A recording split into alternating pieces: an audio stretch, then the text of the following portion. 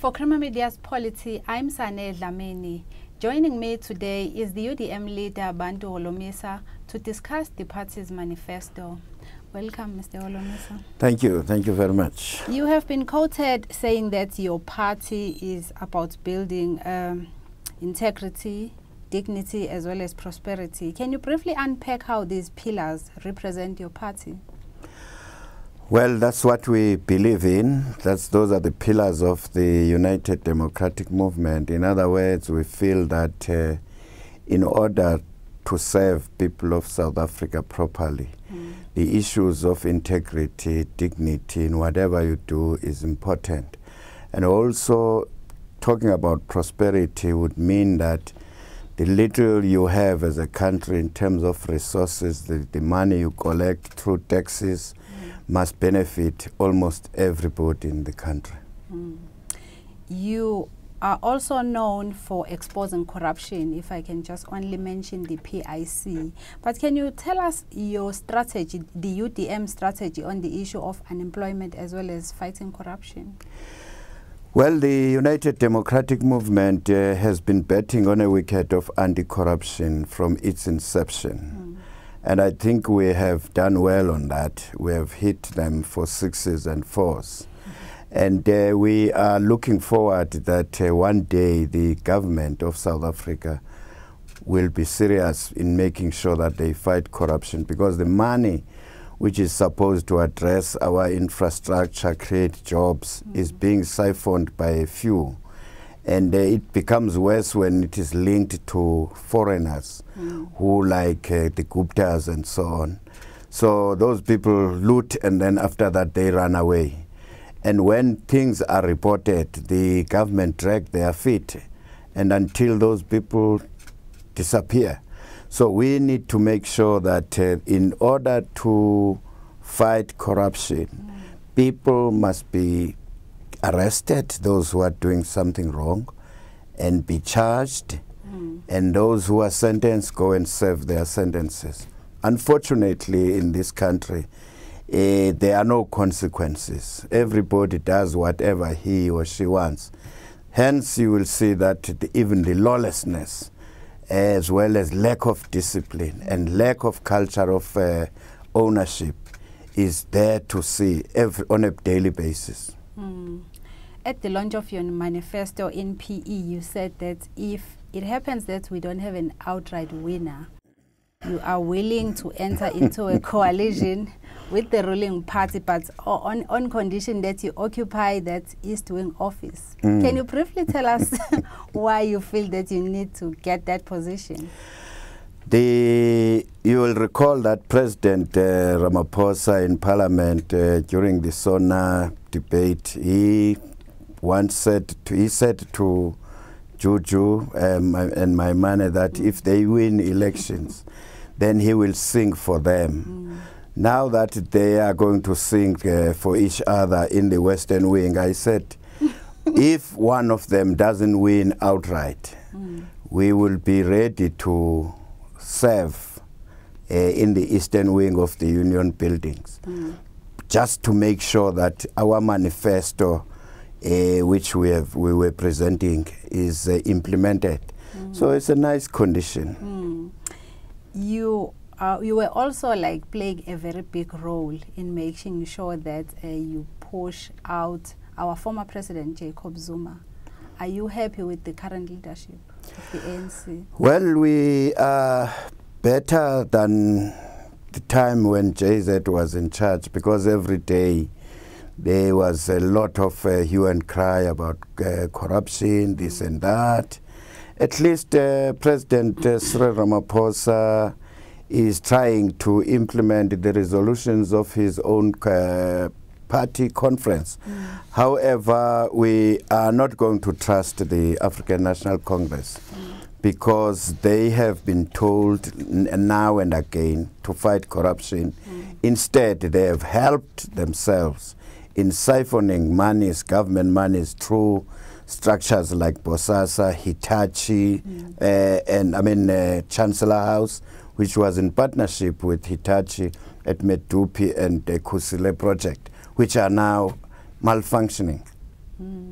Tell us your party's response to the recent budget on Escom. Well, it's the Escom issue. I suspect that they were playing politics of blackmail in order to create a state of panic. Where is that load shedding now after they have been promised that they are going to be bailed out? So you really believe that? No, that was a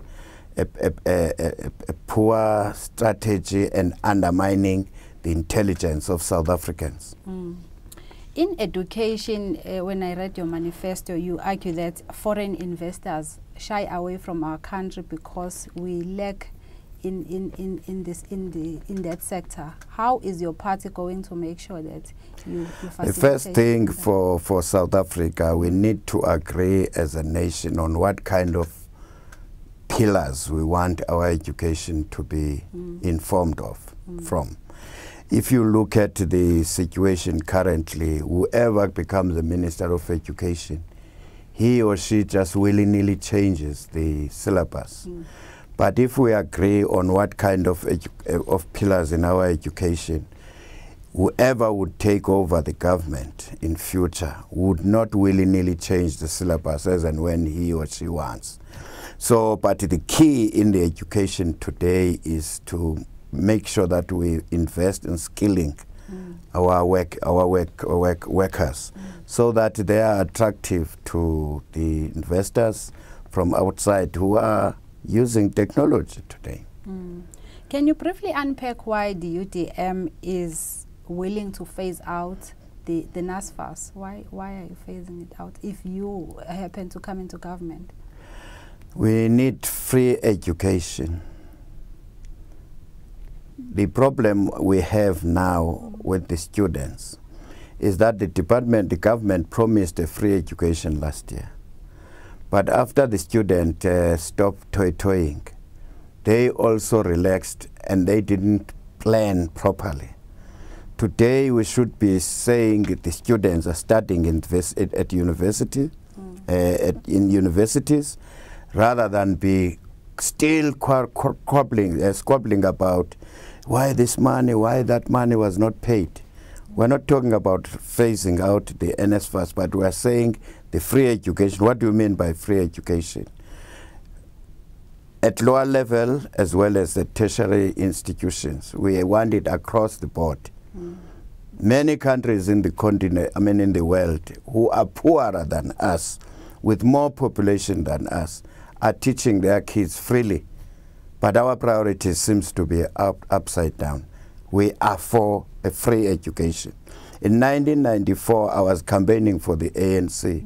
Madiba says, Bantu, this is the manifesto you must go and sell. Free education for all. Free, housing for all. Jobs for all. But now, what happened?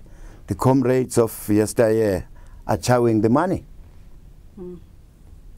What is the UDM's stance when it comes to making sure that South Africans, those who are working and those who are not working, enjoy health care facilities in a way that it should be?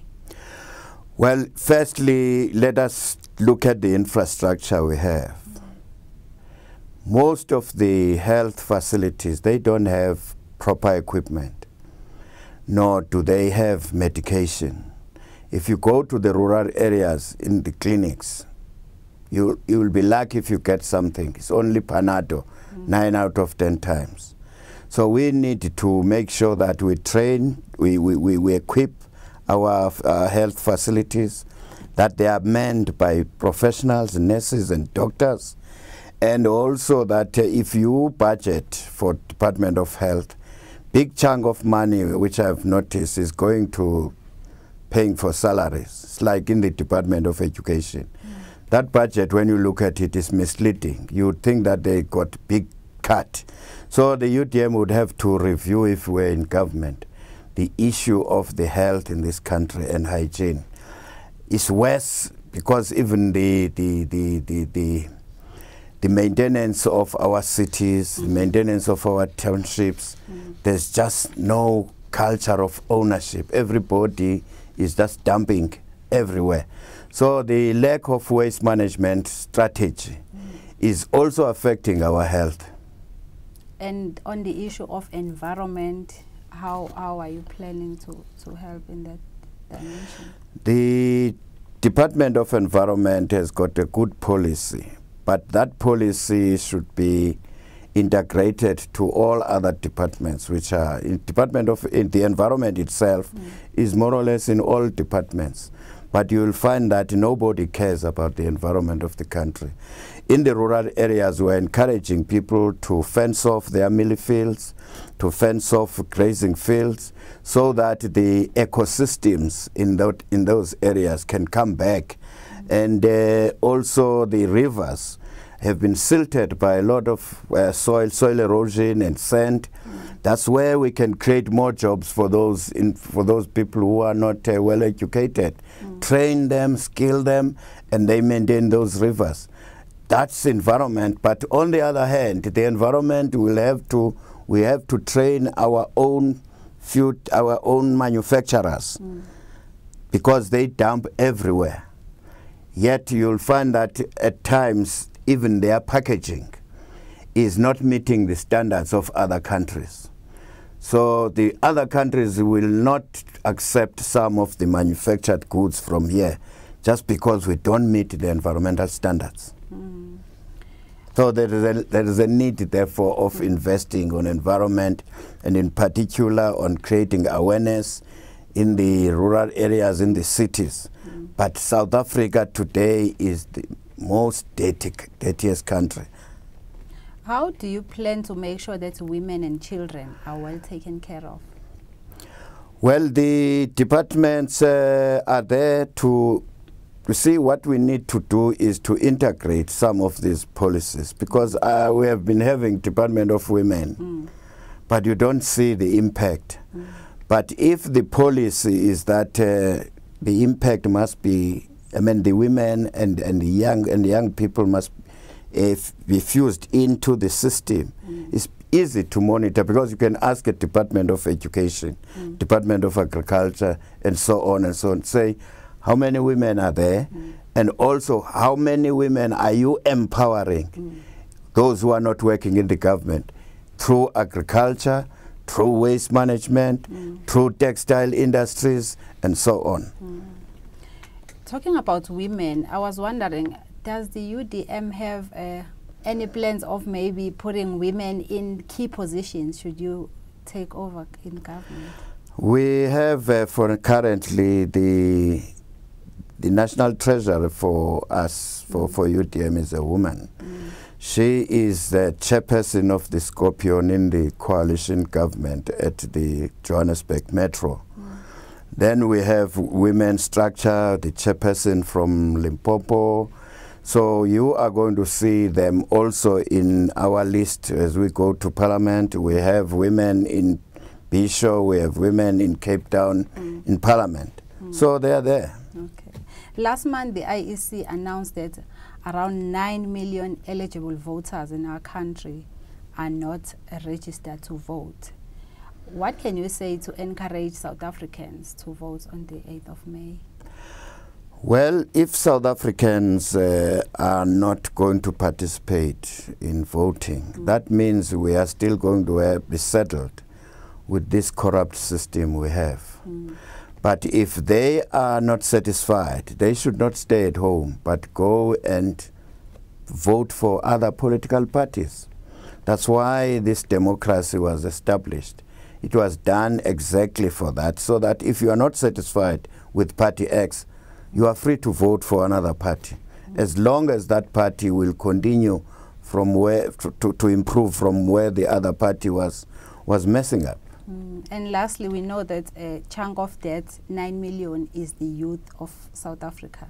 Can you also speak to the youth of the country and encourage them to vote on the 8th? In our manifesto, we have made it clear that it is not on that 92 million plus black South Africans must continue to look for jobs from the 3 million white-owned companies. we need to invest more now on black South Africans. And the youth we have is well educated, they have got skills, but there are no jobs. In order to do that, we are suggesting that we need to have a national fund where people can have access to capital. And then you can also look into these sitters we have, convert them, some of them, into sector banks.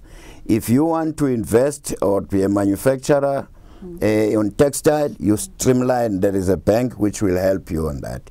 If you want to be on agriculture, you follow that sector banks, and so on and so on. IT, right now our kids, they want to start something, but they are being sent from pillar to post. Even this NYDA thing is only for a selected few from the ANC Youth League. This is not on. Thank you very much for your time. Thank you. That was the UDM leader, Bantu Holomisa, speaking to Polity about the UDM's manifesto.